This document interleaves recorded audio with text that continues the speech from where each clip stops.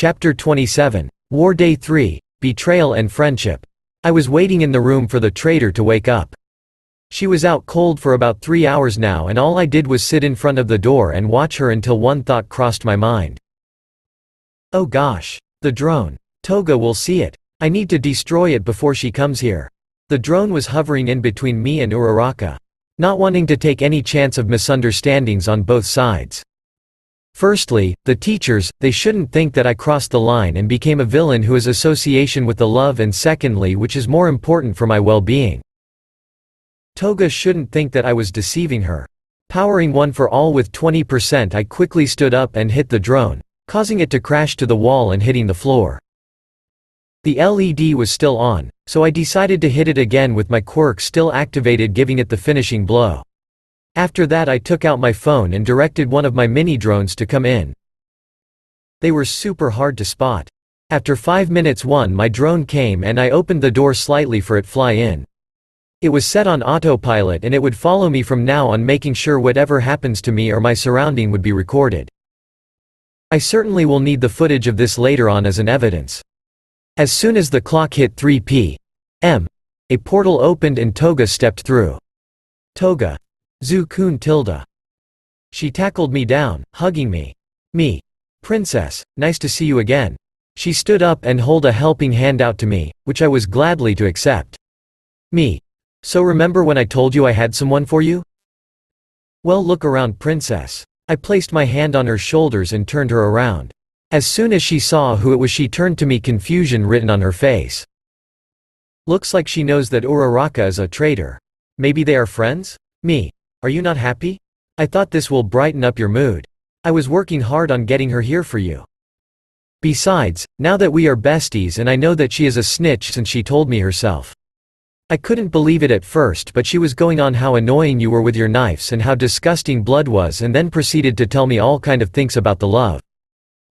Since you guys were so kind and considered me in joining you, I wanted to do something for you guys.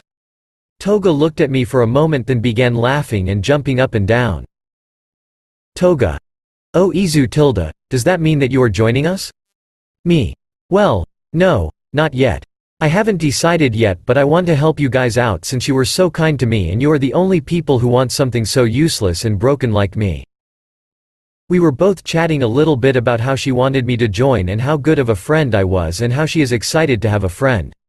The topics were basically all around friendship and trust and the love until we heard a groan. Both of us looked at the source of it only to see a confused Uraraka sitting up and staring daggers at me. Serves you right, bitch. Now let's get this over with quickly. I don't want to hurt her myself, and I still can't stand the thought of her being stabbed right in front of me, an ex-friend of mine on top of it. Toga was quick to react and pulled a knife out. She was slowly approaching the cuffed girl while playing with the knife in her hand. Toga. Oh, I really thought we were friends. Rara cha tilde. Uravati. We are to-chan. I could see how desperately Ochako was trying to keep the act up. Not gonna lie here, Toga was grinning and stepping closer to her until her knife made contact with her face. Toga. You know what we do with snitches? Right? Rara cha tilde. And no, we are no friends. Friends don't stab their friends in the back and go tell everyone about them. I can't believe you told them our secrets. We considered you as family. Family. ... But now, I can have fun with you. Oh, we will have so much fun together, you and me and Zu-kun. Well, more me and Zu-kun. Tell me, is blood still disgusting and ugly to you? Toga cut her cheek and liked her knife. I was watching this from the sideline with the drone hiding close by.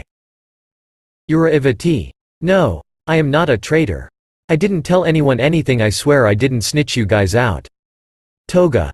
Then how come Zu-kun over there knew exactly who our UA spy was? Uravati. I don't know. Please believe me, to-chan, I did nothing bad. To be honest, it was all just a lucky guess for my side. Thank God, it was correct. Toga. Liar. Toga was mad and she began cutting Uraraka's arms and legs. The cuts were not deep, but blood was sipping out. Toga. Look, you, blood is so disgraceful. Such a pity. All the pretty blood wasted on a snitch like you. I watched Toga having her fun with Uravati. In the first step, she began cutting her only to see her bleed. Next thing she was hitting, slapping, throwing and strangling her. This went on for about 2 hours. Uraraka was now covered in her own blood. She had bruises everywhere and a black eye was visibly beginning to show on her face. She also had some broken bones as well. Uravati was screaming the whole time in agony. I am no medic, but that doesn't look good. Ach, I can't watch that. I could see an open wound on her right arm where the splitter of a broken bone was showing. In my mind I was freaking out. My stomach was against the scene, but I needed to stay focused and not throw up at the sight in front of me. It was hard to focus on the task at hand with the iron smell of blood in the room. Toga was laughing and giggling all the time. After 1.5 hours she finally decided to stop, or so I thought. She went up to me and holding her knife out for me to take. I was confused, to say at least. I tilted my head to the side in confusion, not knowing what else to do and what she was expecting from me. Toga. Ozu-kun tilde, don't be silly. Take it, it's not fair for only me to have fun. You can stabby her, I have another knife. My eyes went wide by the meaning of her words. Shit. I didn't thought that she would ask me to do that of all things. What do? I don't want to hurt her. Please let this work. Me. Oh, that's so sweet, princess. I would gladly take your knife, but I prefer my daggers. You see, they are special to me. I sure hope they don't know that the daggers are dull but are filled with fake blood. I mean, I did manage to cut myself twice with it. I still don't get it how, but I did. Toga. Then join me. I want to have fun with my new friend. Me. Bef F4id do that. I was wondering if you would like me to shish show you how to shish shoot a GG gun. I faked my nervousness. She needed to believe that I was excited and shy, but at the same time nervous about her reaction. Toga.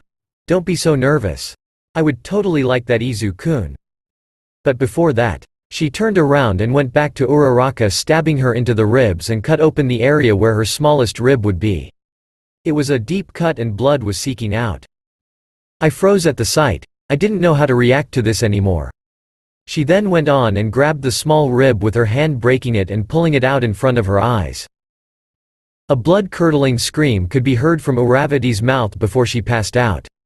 Her pain tolerance was high, like any other hero in training, but mine was higher from all the abuse and bullying. I knew exactly how this feels like since my mother decided to do this once and I had to force the broken rib back through the wound and position it myself. It was not a fun thing to do, in fact it was painful as hell, and I am sure even all the pain in hell can't be compared to what I lived through. I took my paralyzed gun out and went to Toga's side. Next thing I did was aim at Uraraka's head and shoot.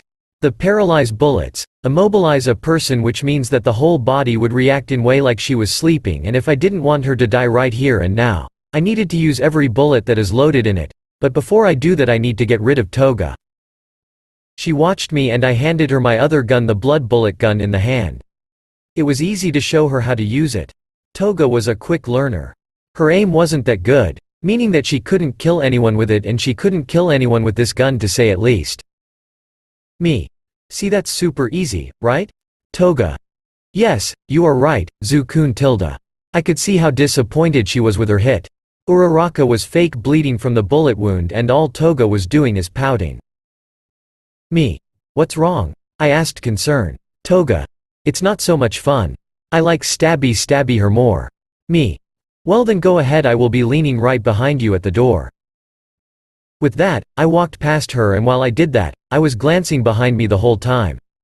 The moment I saw Toga leaning in to stab Uraraka, I took my paralyzed gun and shoot Toga on the neck area and her legs, causing her to fall.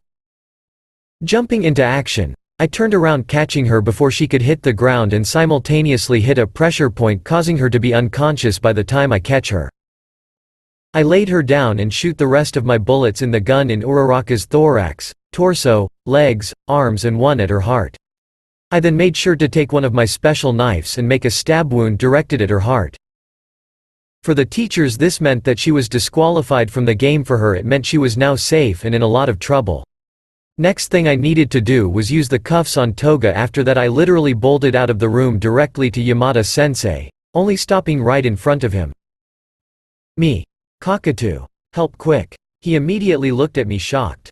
I was drenched in actual blood and not fake one, and by the looks of it I was a mess when I came to him. My stomach was ready to get rid of the small amount of food it had in it, and I was struggling not to throw up. On top of it, tears were falling down my cheek. I grabbed his hand and ran into the room. Me.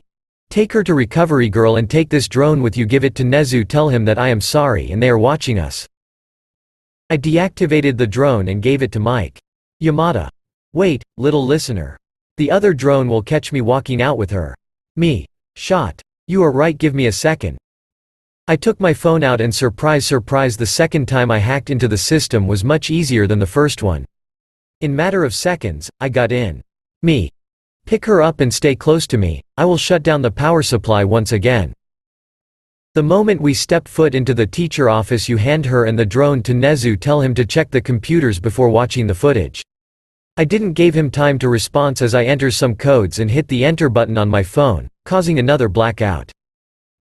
Yamada took Uraraka bridal style as I took Toga and the little bone, and we both run through the underground tunnels to the outer city and into the emergency staircase straight to the teacher's observation room. The moment we entered, I laid Toga down and placed the bone right beside her and went back to the city. Last thing I could make out was the yellow cockatoo gently laying Uraraka down, as the teachers were looking at us confused.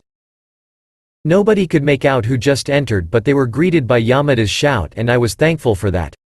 I subconsciously went back to the now bloody room and went stiff at one thought that went through my head. What if they know? Uraraka was badly hurt. Toga was with me and I didn't had any scratch on me, meaning that I tricked her. That was bad. I needed to hurt myself. Toga's knife? No. Bad Izuku. This would mean that she stabbed me and I betrayed her. I did the only thing that came into my mind and used one for all at 25%, running straight at the brick wall. My head cracked at the impact. I then grabbed my knives, daggers and the only gun I had still with me and threw it across the room, scattering it everywhere and not on a pile or in the same direction. The room looked like a battlefield. Still conscious, I went to the other side of the room and run at the wall again with my quirk activated, only to jump and somehow managing that my back was facing the wall. It looked like someone was throwing me with ease against the wall, since it not only had visible damages of my impact but also my blood, and my head was now cracked and I was bleeding from both sides.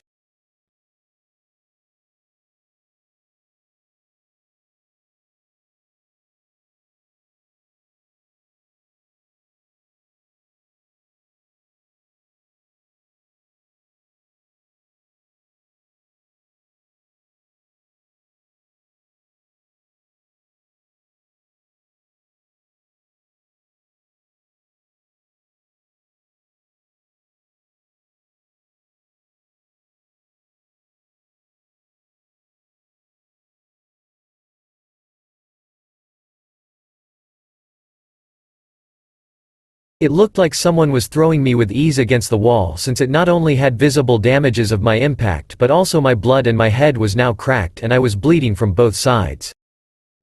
I would still get bruised from this, and some of my ankles will be sprained from the impact, maybe a broken rib or two as well. Arg, this feels like a concussion.